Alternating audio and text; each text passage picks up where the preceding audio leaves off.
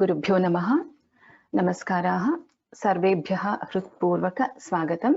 A warm welcome to all the attendees of Sri Lalita Sahasranama chanting session. So we'll start with the Mangalam and then the Dhyanam. Gurureva gatir gurumeva bhaje gurunaiva sahasmi namo gurave न गुरोः परमं शिशुरस्मि गुरोः मतिरस्ति गुरौ मम पाहि गुरो.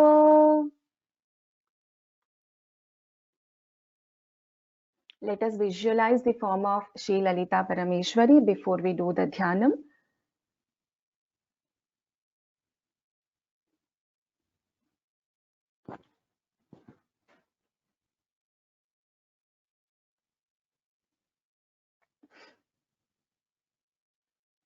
सिन्दूरारुण विग्रहान् त्रिनयनां माणिक्यमौलिस्फुरत् तारानायकशेखरां स्मितमुखीमापीनवक्षोरुहाम् पाणिभ्यामणिपूर्णरत्नचषकं रक्तोत्पलं बिभ्रतीम् सौम्यां रत्नघटस्थरक्तचरणां ध्यायेत् परामम्बिकाम्.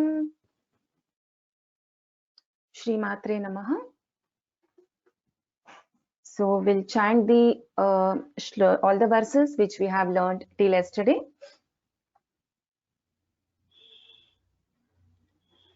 I request all the attendees to chant along, though you are on mute. I hope you are able to see my screen, Prithvi.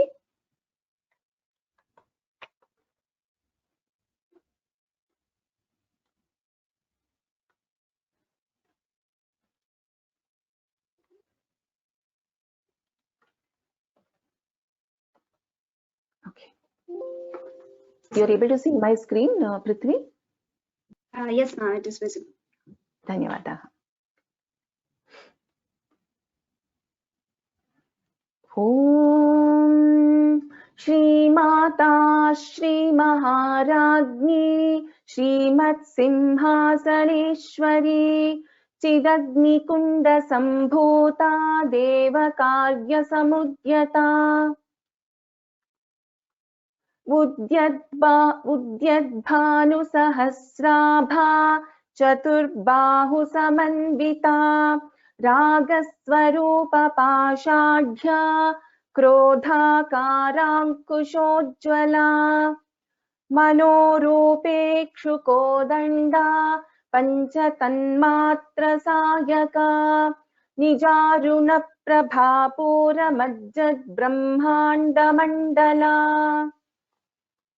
चम्पकाशोकपुन्नागसौगन्धिकलसत्कचा कुरुविन्दमणिश्रेणी कनत्कोटीरमण्डिता अष्टमी चन्द्रविभ्राजदलिकस्थलशोभिता मुखचन्द्रकलङ्काभमृगनाभिविशेषका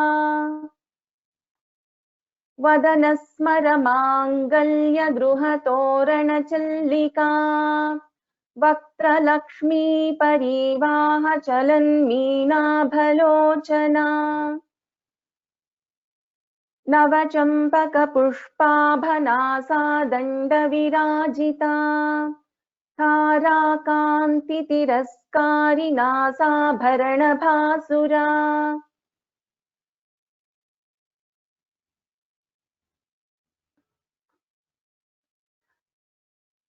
कदम्बमञ्जरी क्लुप्तकर्णपूरमनोहरा ताटङ्कयुगलीभूततपनोडुपमण्डला पद्मरागशिलादर्श परिभाविकपोलभूः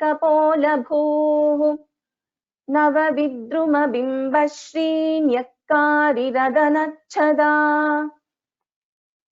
शुद्धविद्याङ्कुराकारद्विजपङ्क्तिद्वयोज्ज्वला कर्पूरवीटिकामोदसमाकर्षि दिगन्तरा निज सल्लाप माधुर्य विनिर्भर्सित कच्छपि मन्दस्मित प्रभापूरमज्जत्कामेश मानसा अनाकलित सादृश्य चिबुक श्रीविराजिता कामेश बद्ध माङ्गल्य सूत्र शोभित कंधरा कनकांगद केयूर कमनीय भुजान्विता रत्नग्रैवेय चिन्ता कलोल मुक्ता फलान्विता कामेश्वर प्रेम रत्नमणि प्रतिपणस्तनी नाभ्यालवाल रोमालि लता फलकुचद्वयी लक्ष्य रोमलता धारता समुन्नेय मध्यमा स्तनभारगलन्मध्य पट्टबन्धवलित्रया अरुणारुण कौसुम्भ वस्त्रभास्वत्कटीतटी रत्नकिङ्किणिकारम्य रशनादामभूषिता कामेश ज्ञात सौभाग्यमार्दवोरुद्वयान्विता माणिक्य मुकुटाकार जानुद्वय विराजिता इन्द्रगोप परिक्षिप्त स्मरतूणाभजङ्घिका गूढगुल्फा कूर्म पृष्ठ जयिष्णु प्रपदान्विता नखदीधिति सञ्छन्न नमज्जनतमो गुणा पदद्वय प्रभाजाल पराकृत सरोरुहा सिञ्जानमणि मञ्जीर मण्डित श्रीपदाम्बुजा मराली मन्दगमना महालावण्यशेवधिः सर्वारुणानवद्याङ्गी सर्वाभरणभूषिता शिवकामेश्वराङ्कस्था शिवा स्वाधीनवल्लभा सुमेरुमध्यशृङ्गस्था श्रीमन्नगरनायिका चिन्तामणिगृहान्तस्था पञ्चब्रह्मासनस्थिता महापद्माटवी संस्था कदम्बवनवासिनी सुधासागर मध्यस्था कामाक्षी कामदायिनी देवर्षिगणसङ्घातस्तूयमानात्मवैभवा भण्डासुरवधोद्युक्त शक्तिसेना समन्विता सम्पत्करी समारूढ सिन्धुरव्रज सेविता अश्वारूढाधिष्ठिताश्वकोटिकोटिभिरावृता चक्रराजरथारूढ सर्वायुध परिष्कृता गेयचक्ररथारूढ मन्त्रिणी परिसेविता किरिचक्ररथारूढ दण्डनाथा पुरस्कृता ज्वालामालिनिका क्षिप्त वह्निः प्राकारमध्यगा भण्ड सैन्यवधोद्युक्त शक्ति विक्रमहर्षिता नित्या पराक्रमाटोपनिरीक्षण समुत्सुका भण्डपुत्रवधोद्युक्त बाला विक्रमनन्दिता मन्त्रिण्यम्बा विरचित विषङ्गवधतोषिता विशुक्रप्राणहरण वाराही वीर्यनन्दिता कामेश्वर मुखालोक कल्पित श्रीगणेश्वरा महागणेश निर्भिन्न विघ्नयन्त्र प्रहर्षिता भण्डासुरेन्द्र निर्मुक्त शस्त्र प्रत्यस्त्रवर्षिणी कराङ्गुलिनखोत्पन्न नारायण दशाकृतिः महापाशुपतास्त्राग्निर्दग्धासुरसैनिका कामेश्वरास्त्र निर्दग्ध सभण्डासुरशून्यका ब्रह्मोपेन्द्र महेन्द्रादिदेव संस्तुत वैभवा हरनेत्राग्नि संदग्ध काम संजीवनौषधिः श्रीमद्वाग्भवकूटैक स्वरूप मुख पंकजा कंठादः कटिपर्यन्त मध्यकूट स्वरूपिणी शक्तिकूटैकतापन्न कट्यधो भागधारिणी मूलमन्त्रात्मिका मूलकूटत्रयकलेबरा कुलामृतैकरसिका कुलसङ्केतपालिनी कुलाङ्गना कुलान्तस्था कौलिनी कुलयोगिनी अकुला समयान्तस्था समयाचार तत्परा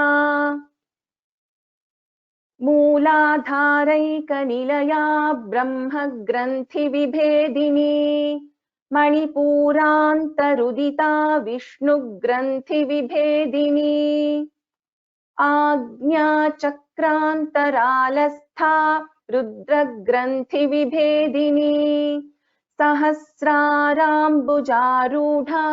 सुधासाराभिवर्षिणी तडिल्लता समरुचिः षट्चक्रोपरि संस्थिता महाशक्तिः kundalini विसतन्तु तनीयसी। Prithvi, can you chant 2 verses here? Bhavani भावनागम्या भवारण्यकुठारिका भद्रप्रिया भद्रमूर्तिर्भक्तसौभाग्यदायिनी Bhaktipriya भक्तिगम्या भक्तिवश्या भयापहा Shambhavi शारदाराध्या Sharvani शर्मदायिनी। Vibha. शाङ्करी श्रीकरी साध्वी शरच्चन्द्रनिभानना शातोदरी शान्तिमती निराधारा निरञ्जना निर्लेपा निर्मला नित्या निराकारा निराकुला निर्गुणा निष्कला शान्ता निष्कामा निरुपप्लवा।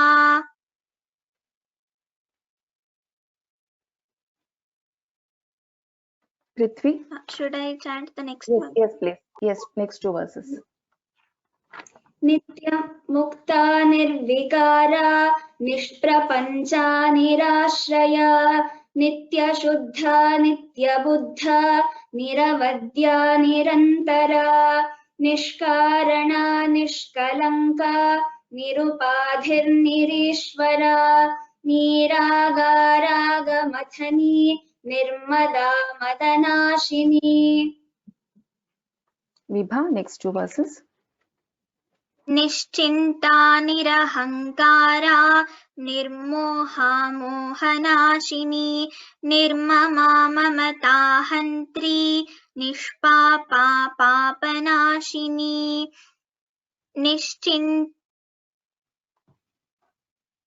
निष्क्रोधा निष्क्रोधा क्रोध। Yeah, please go ahead. निष्क्रोधा क्रोधशमनी निर्लोभा लोभनाशिनी निस्संशया संशयघ्नी निर्भवा भवनाशिनी। Tamam. Okay, we'll start with the 49th verse. I think we did till 48 yesterday. So, nidvikalpa nirabadha nirbheda bhedanashini nirnasha mrityumathani nishkriya nishparigraha. So here nidvikalpa nirabadha, dha is a mahaprana, nirbheda, bha is again a mahaprana, again bhedanashini, bha is a mahaprana.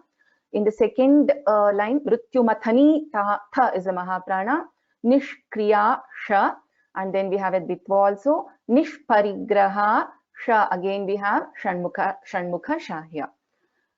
Prithvi, you can repeat after me. Nirvikalpa. Nirvikalpa. Nirvikalpa. Nirabadha.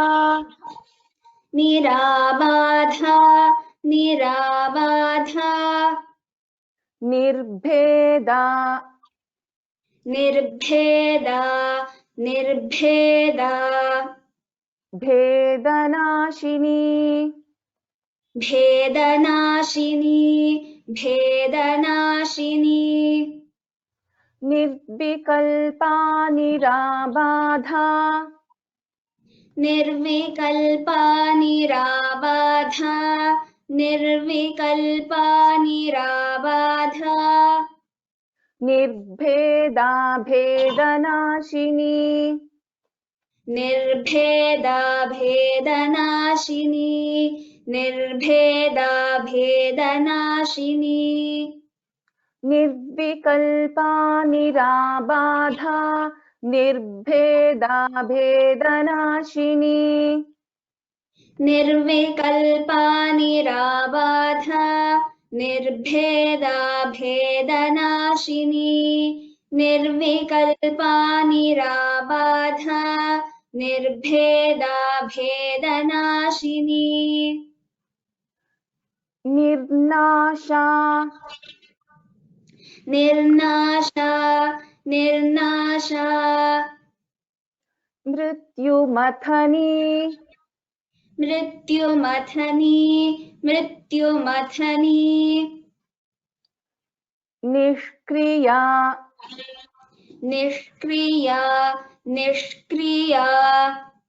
Nishparigraha. Nishparigraha. Nishparigraha. Nirnasha mrityumathani. Nirnasha mrityumathani. Nirnasha mrityumathani. Nishkriya nishparigraha. Nishkriya nishparigraha. Nishkriya nishparigraha. Nirnasha mrityumathani. Nishkriya nishparigraha. Nirnasha mrityumathani. Nishkriya nishparigraha. Nirnasha mrityumathani. Nishkriya nishparigraha. Nirvikalpa nirabadha.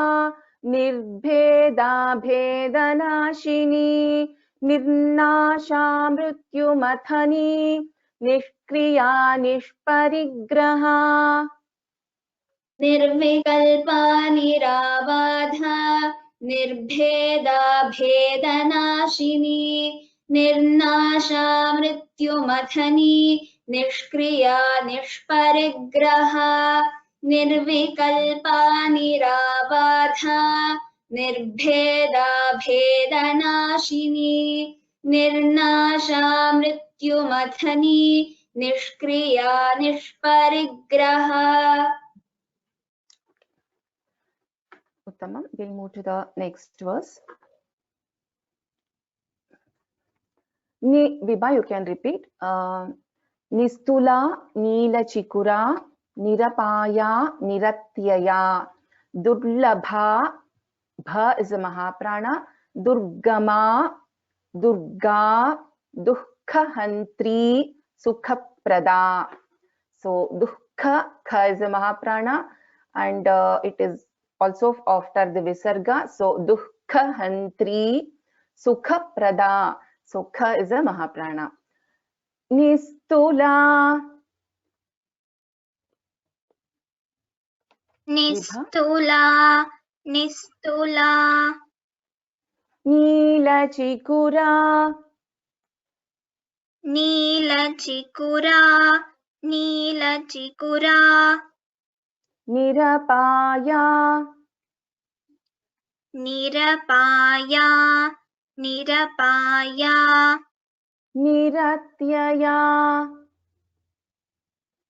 निरत्यया निरत्यया निस्तुला नीलचिकुरा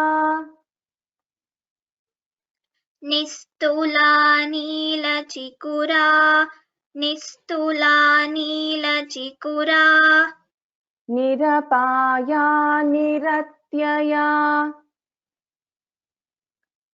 निरपाया निरत्यया निरपाया निरत्यया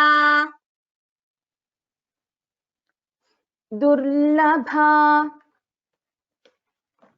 दुर्लभा दुर्लभा दुर्गमा दुर्गमा दुर्गमा Durga Durga Durga दुःखहन्त्री दुःखहन्त्री दुःखहन्त्री सुखप्रदा सुखप्रदा सुखप्रदा दुर्लभा दुर्गमा Durga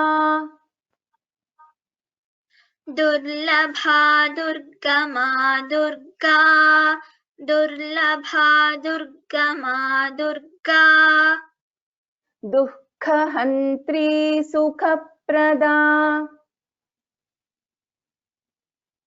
दुःखहन्त्री सुखप्रदा दुःखहन्त्री सुखप्रदा निस्तुला नीलचिकुरा निरपाया निरत्यया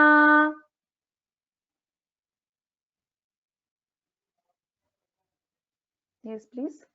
निस्तुला नीलचिकुरा निरपाया निरत्यया निस्तुला नीलचिकुरा निरपाया निरत्यया दुर्लभा दुर्गमा Durga दुःखहन्त्री सुखप्रदा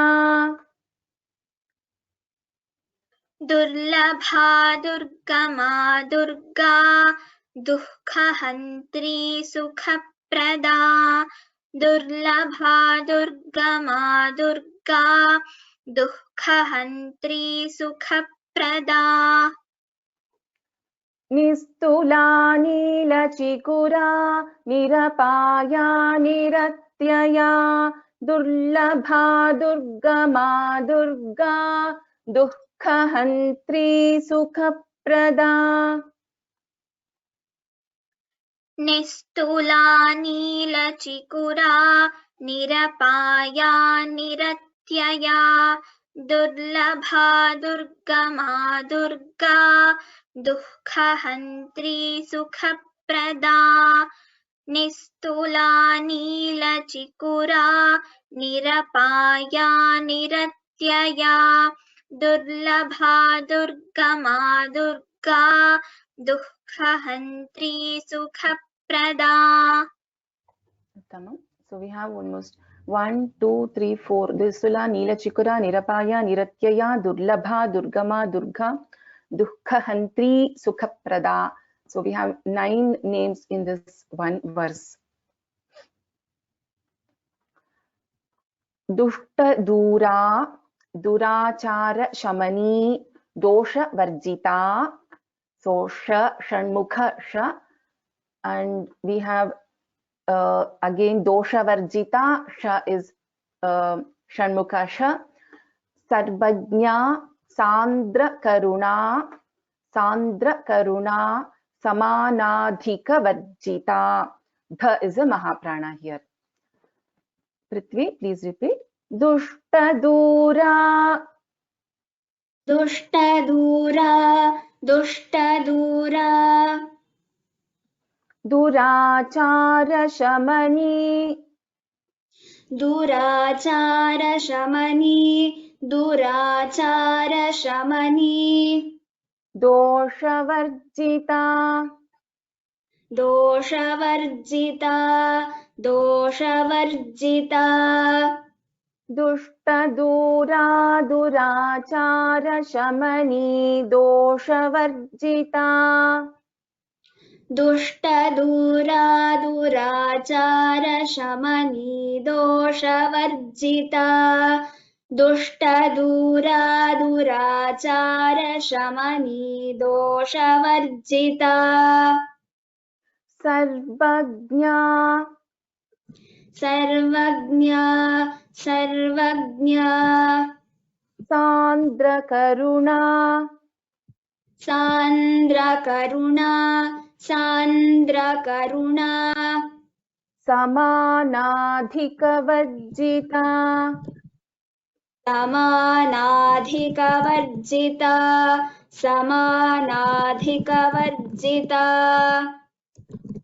Sarvagya सान्द्रकरुणा समानाधिकवर्जिता Sarvagya सान्द्रकरुणा समानाधिकवर्जिता Sarvagya सान्द्रकरुणा समानाधिकवर्जिता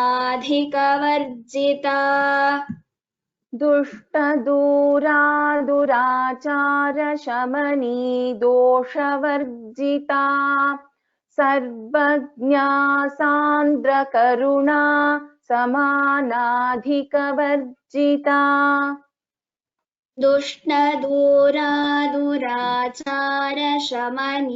दोषवर्जिता Sarvagya सान्द्रकरुणा समानाधिकवर्जिता दुष्टदूरा दुराचारशमनी दोषवर्जिता Sarvagya सान्द्रकरुणा समानाधिकवर्जिता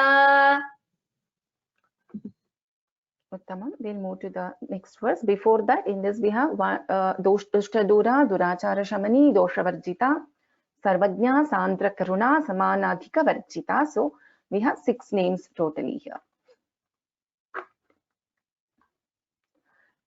52nd verse. Sarva Shaktimayi, Sarva Shaktimayi, Sarva Mangala, Sadgati Prada, Sarveshwari, Sarvamayi, Sarvamantraswarupini. So I'll repeat. Sarva Shaktimayi, Sarvamangala, Sadgati Prada, Sarveshwari, Sarvamayi, Sarvamantraswarupini. Nibha, you can repeat. Sarva Shaktimayi. Sarva Shaktimayi, Sarva Shaktimayi, Sarvamangala, Sarvamangala, Sarvamangala, Sadgati Prada, Sadgati Prada, Sadgati Prada, Sarva Shaktimayi, Sarvamangala, Sadgati Prada, Sarva Shaktimayi, Sarvamangala, Sadgati Prada, Sarva Shaktimayi, Sarvamangala, Sadgati Prada, Sarveshwari, Sarveshwari,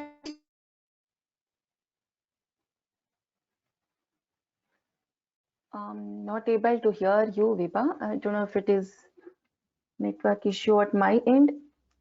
Sarveshwari. Prithvi, can you continue? Yes, ma'am.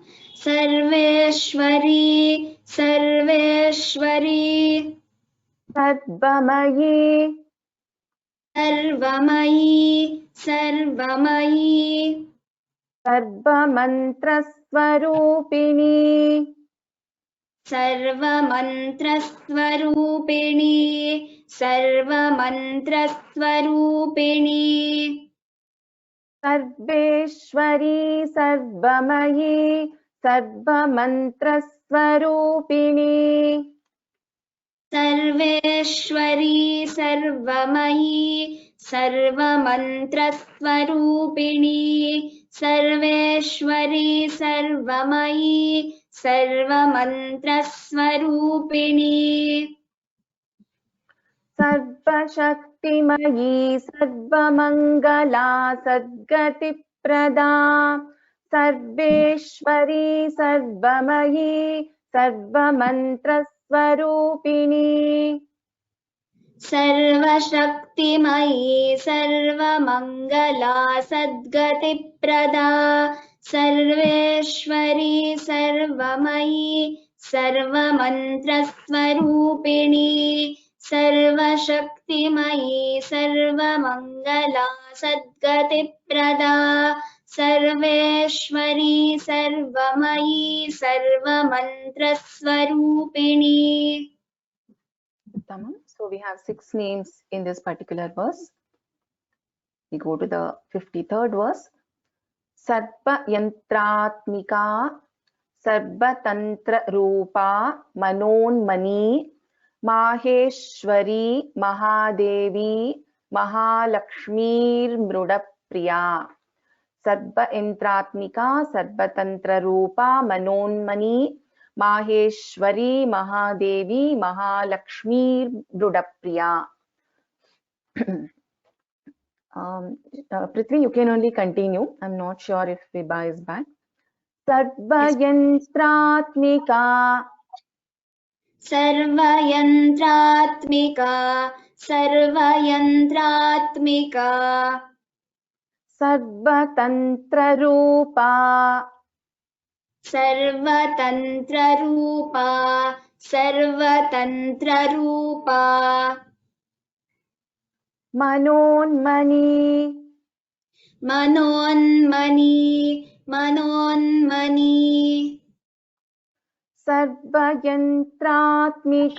सर्वतंत्र रूपा मनोन्मनी सर्वयंत्रात्मिका सर्वतंत्ररूपा मनोन्मनी सर्वयंत्रात्मिका सर्वतंत्ररूपा मनोन्मनी माहेश्वरी माहेश्वरी माहेश्वरी महादेवी महादेवी महादेवी महालक्ष्मीर्मृडप्रिया महालक्ष्मीर्मृडप्रिया महालक्ष्मीर्मृडप्रिया माहेश्वरी महादेवी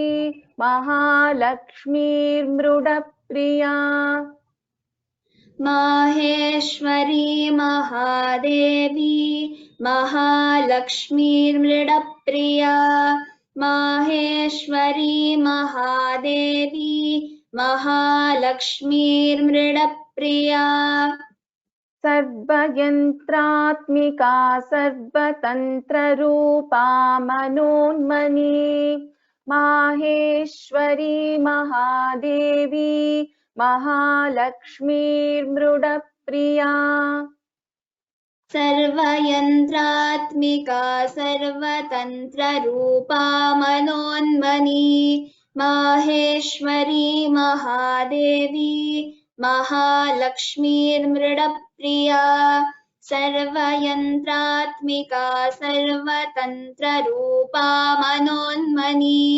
माहेश्वरी महादेवी महालक्ष्मीर्मृडप्रिया. So Sarva Intratmika, Sarva Tantra Rupa, Manonmani, 3 names. Then we have Maheshwari, Mahadevi, Mahalakshmi, then Mrudapriya. So 2 names here, Mahalakshmi and then Mrudapriya. So we have totally 7 names in this verse. 54th verse, Vibha, if you are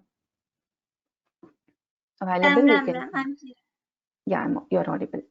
Maharupa, Mahapujya, Mahapatakanaashini, Mahamaya, Mahasattva, Mahashaktir, Maharatihi. So here There are no Mahaprana letters in this. It's a very easy verse to chant. Maharupa. Maharupa, Maharupa, Mahapujya.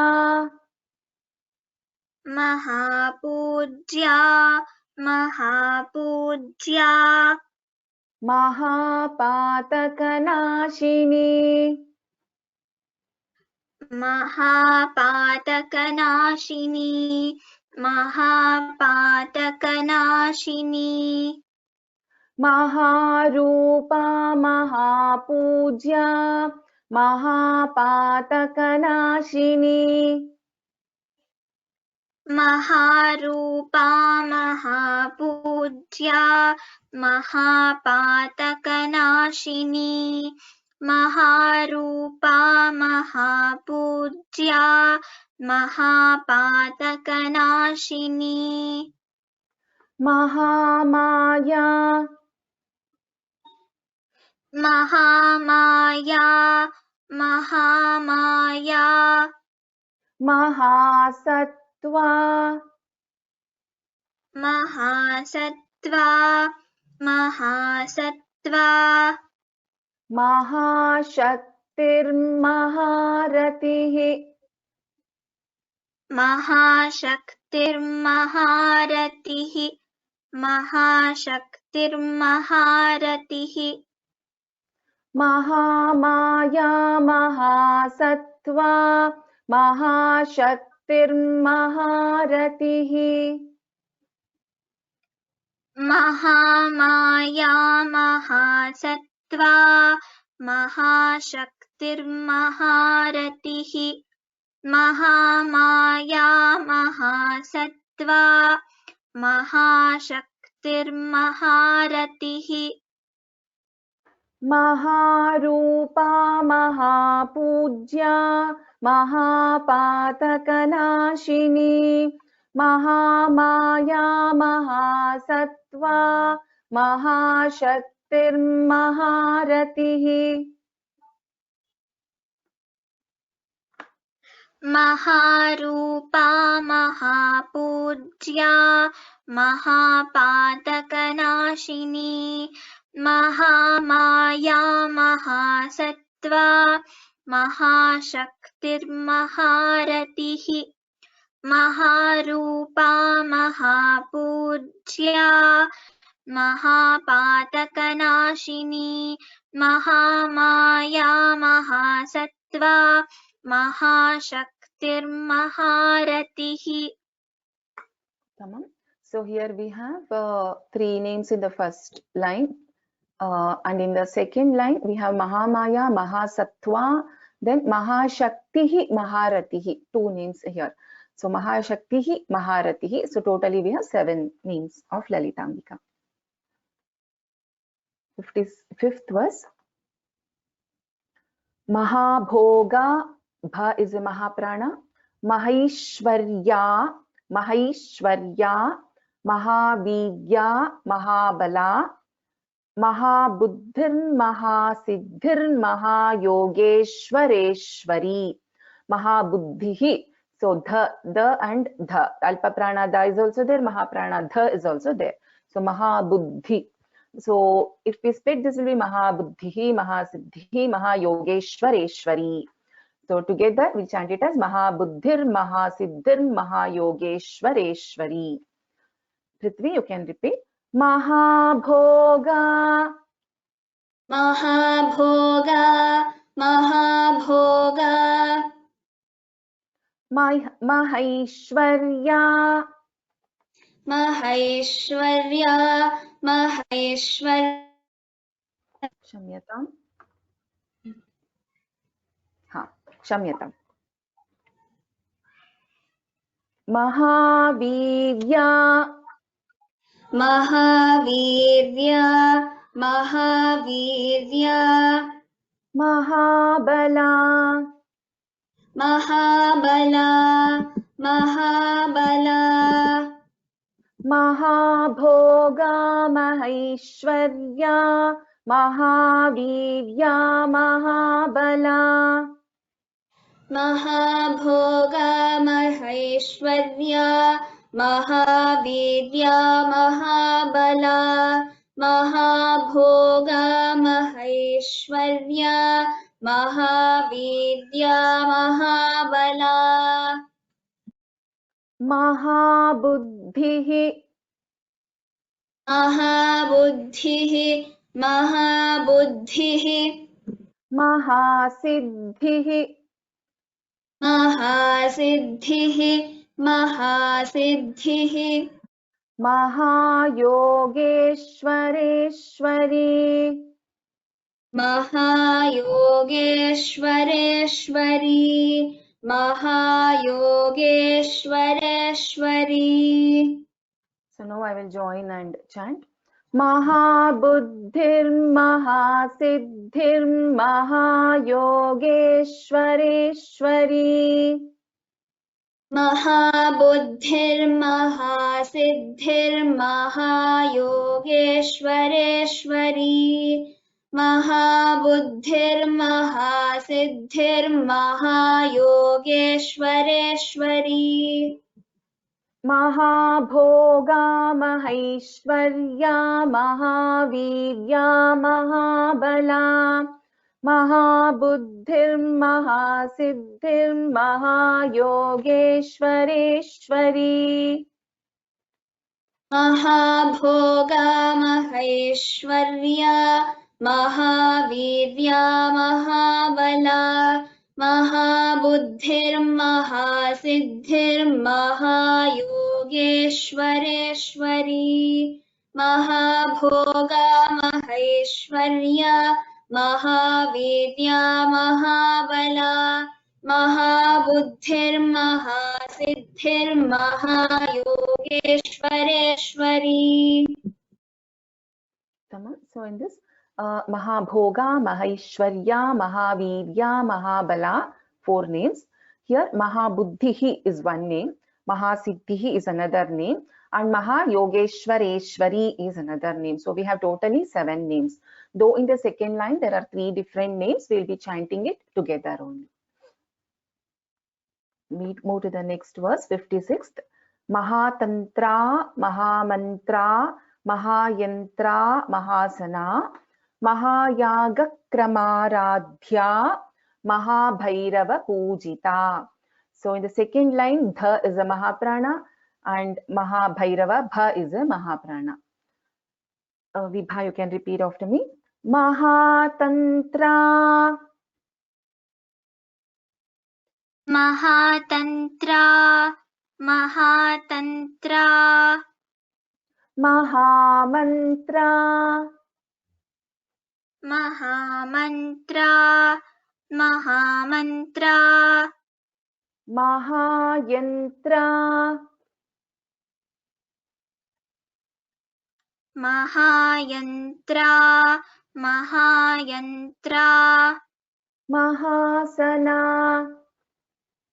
Mahasana, Mahasana, Mahatantra, Mahamantra, Mahayantra, Mahasana, Mahatantra, Mahamantra, Mahayantra, Mahasana, Mahatantra, Mahamantra, Mahayantra, Mahasana, Mahayagakramaradhya, Mahayagakramaradhya, Mahayagakramaradhya, Mahabhairava Pujita, Mahabhairava Pujita, Mahabhairava Pujita, Mahayagakramaradhya, Mahabhairava Pujita.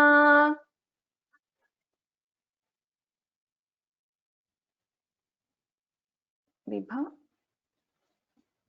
Prithvi, can you continue, please? महायागक्रमाराध्या महाभैरवपूजिता महायागक्रमाराध्या महाभैरवपूजिता Prithvi, can you continue from here, please? Mahatantra, Mahamantra, Mahayantra, Mahasana, Mahayagakramaradhya, Mahabhairava Pujita.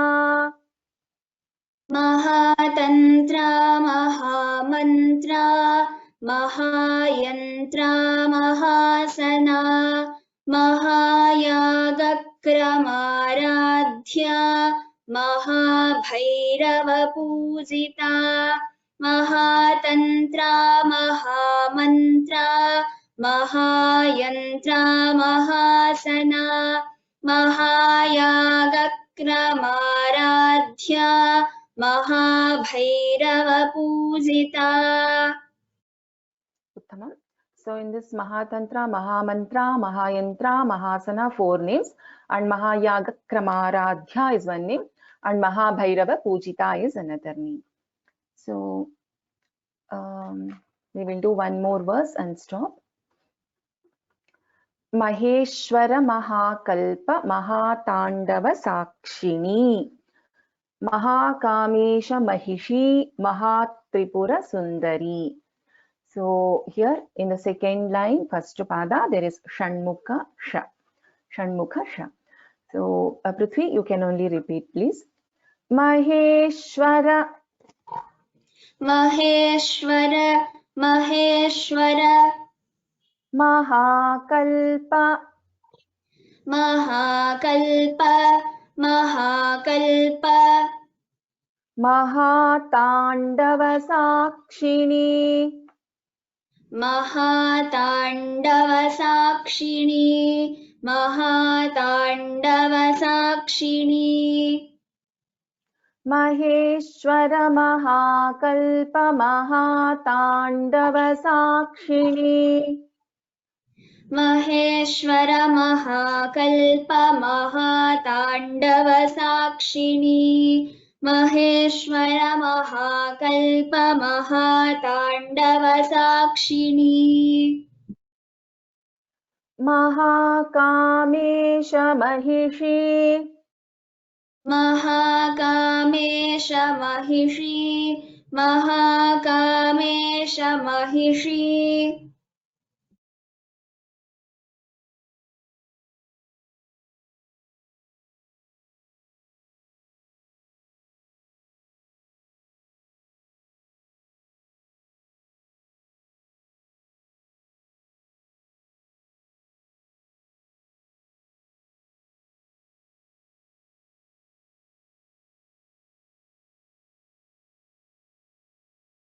At my end. Can you hear me now, Prithvi? Yes, ma'am. I can hear now. Yes. Okay. Mahakamesha Mahishi. Mahakamesha Mahishi, Mahakamesha Mahishi. Mahatripura Sundari.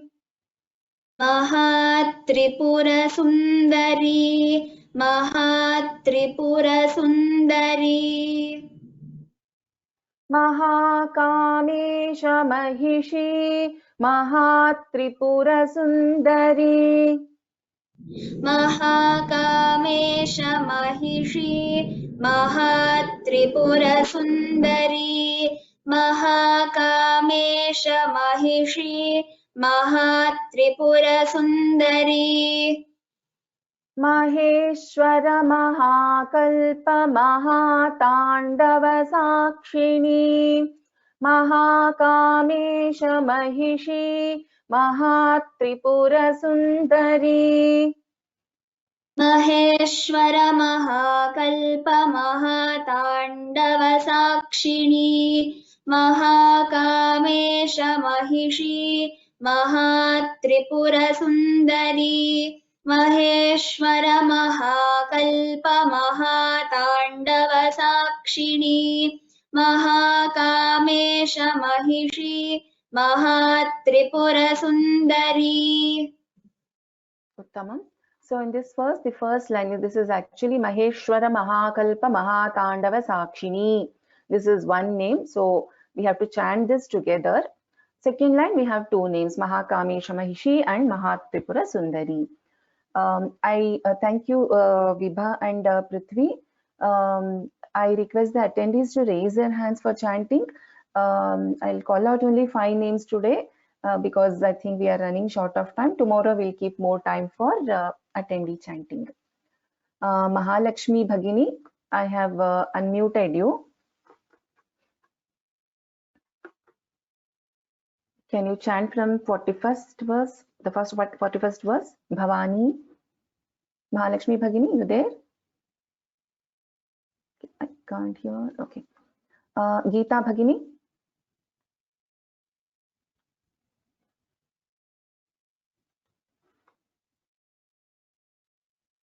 I think there is a network issue at my end. I'm not sure. Lopa Mudra. Lopa Mudra. Yes, I can hear. Can you chant Lopa Mudra?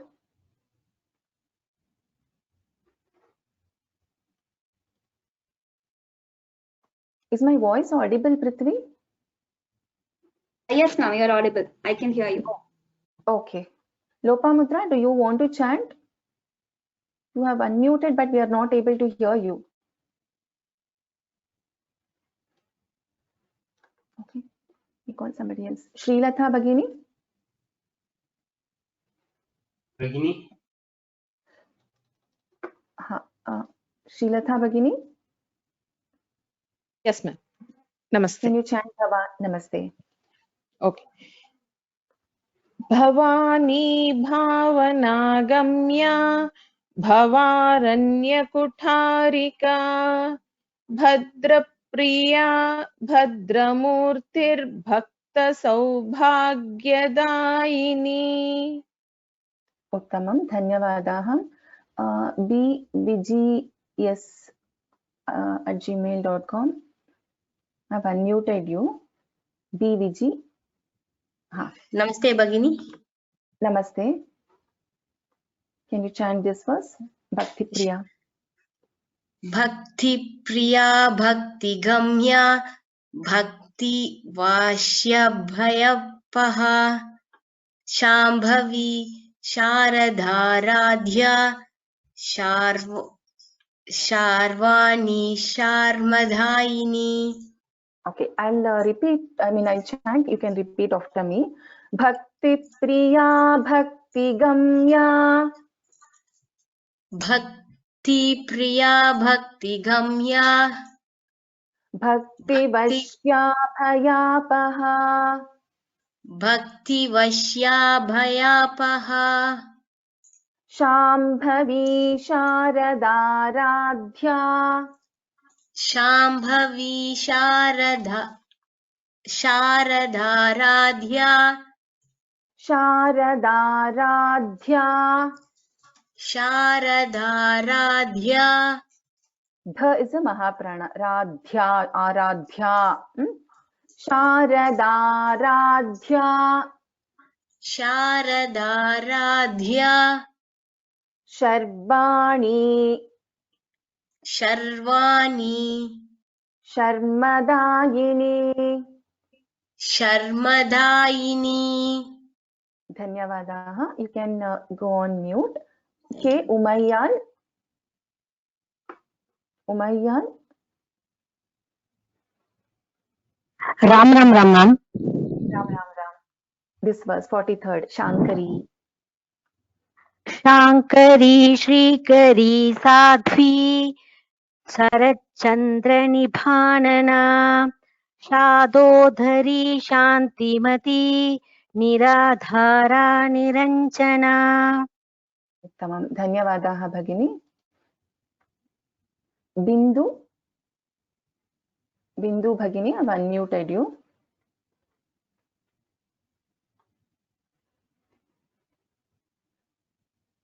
We can't hear.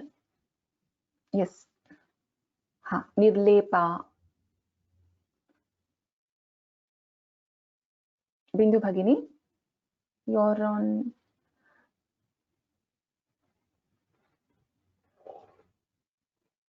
We are not able to hear you. I can see that you have unmuted yourself, but we are not able to hear you. Okay, I'll move on to the next person because we are not able to hear you, Bhagini.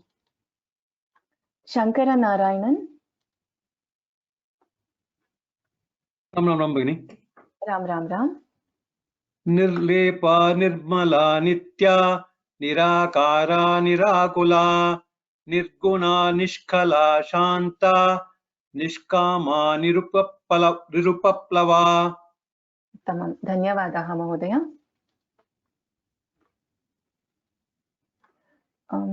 Aparna at hugli.com. ER Hugli.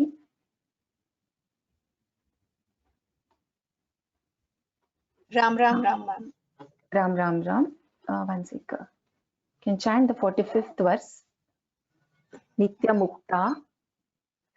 Nitya Mukta Nirvikara Nishprapancha Nirashraya Nitya Shuddha Nitya Buddha Niravadya Nirantara.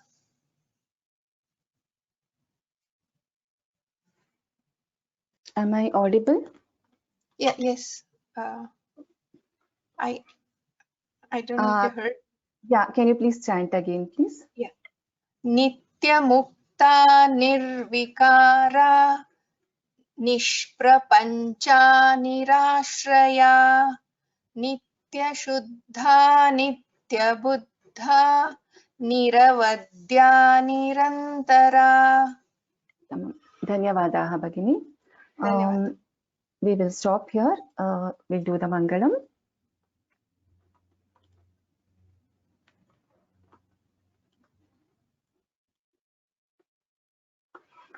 सर्वमङ्गलमाङ्गल्ये शिवे सर्वार्थसाधके शरण्ये त्र्यम्बके देवी नारायणि नमोस्तुते.